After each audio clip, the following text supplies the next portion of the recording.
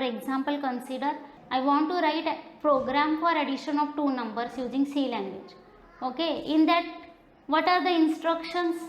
First is accept two numbers from user, then do addition and display the result. In this all activity or in all this process, what we need? Suppose we are accepting two numbers from user. Whatever accepted number should be stored somewhere, then only we can add those two numbers in our program.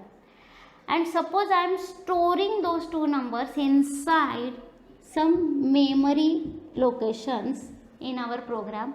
For those memory locations, suppose I am giving name A and B. Okay, now this A and B is called as what? Identifier. Because to identify these memory locations, we have given this name. These names are given by the programmer.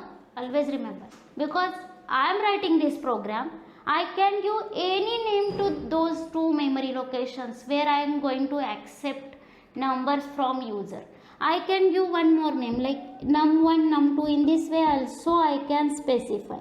Getting? Means I can give any name to these two memory locations, and these two names are given by the programmer, and that's why those are called as what? Identifiers. Getting? Now next point. Suppose I want to do addition. Suppose means I want to add these two, and then again one more memory location will be required. In this way, suppose I am giving name C. Inside that C I can store addition of A and B, and this is again programmer defined name. This is again identifier. This is name given to this memory location. This is what? This is for identification purpose I am giving name. Means to identify this block I am giving name, some name to this block, and that's why this is again called as the identifier. Next thing, suppose my program is having multiple functions. Means simple, whatever we have discussed, that suppose I want to do program for that calculator, then I will write four functions. One for addition, one for subtraction, one for multiplication, one for division. Then programmer will do this. Programmer will write those four functions, and for those four functions programmer can give any name. For example, for addition, suppose programmer is giving like add name in this way, or he or she can give addition also. In this way also addition can be given. Means for doing addition, for writing that addition function, programmer can give add name, programmer can give addition name. Any name can be given by the programmer. This is again for identification purpose.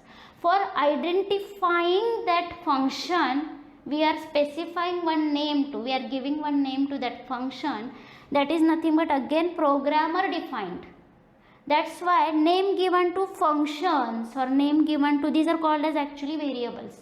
Name given to variables, name given to functions, or name given to any program element by the programmer. Names given by the programmer for identification purpose are called as identifiers. This is the concept here. Okay, means name given by the programmer.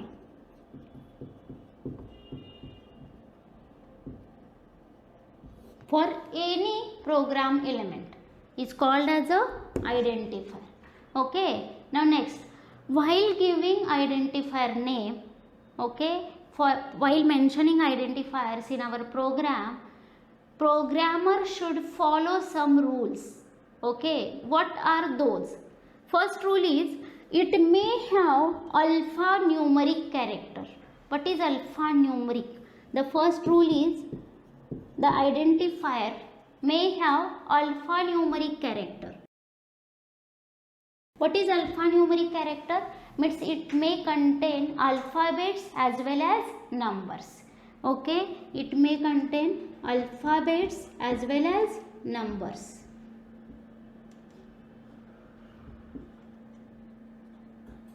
Now second rule is there. It may have alphabets as well as numbers, but identifier should start with an alphabet or underscore. This is the second rule, but before that I am giving next, that is, it may contain only a special symbol underscore. Only underscore is allowed. Only underscore is allowed. Underscore means in this way. Okay, now see, first rule is what?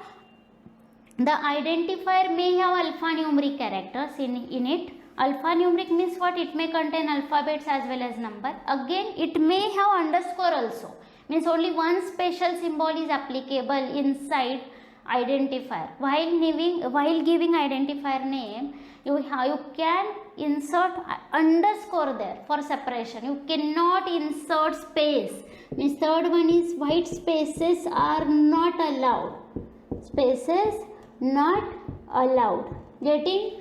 And the last point is, means what is allowed here? Alphabets, numbers and underscore, but it should start with alphabet or underscore. These are the rules for identifier. Getting? Okay. Now see, what is identifier? We have seen the programmer defined words are called as identifiers. Name given to any variable, name given to any function is called as a identifier. And while giving identifier name, programmer should follow some rules. The first rule is alphanumeric characters are allowed in identifier, means alphabets as well as numbers. Alphabets means capital as well as small. Then next one is only underscore special symbol is allowed. Then next one is spaces are not allowed, means you suppose you want to specify, means you want to accept roll number of a student in your program, suppose, then we can write like this, roll number. Suppose we have written in this way, roll then space then number, then it is not allowed, means because spaces are not allowed. You can put here underscore for separation.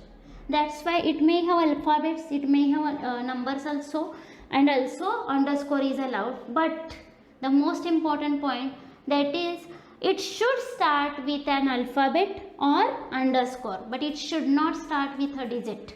Always remember. Getting my point? This is very much important. Means I can write, suppose I want to accept one subject marks, any subject, and for that I can write like this, sub 1. Sub 1 I can give, but one sub, it is not allowed. Getting? Means what are the rules here? In this way, means spaces are not allowed, only underscore special symbol is allowed. It should start with an alphabet or underscore is also allowed, means underscore subject 1, this is again allowed. Okay, but it should not start with a digit.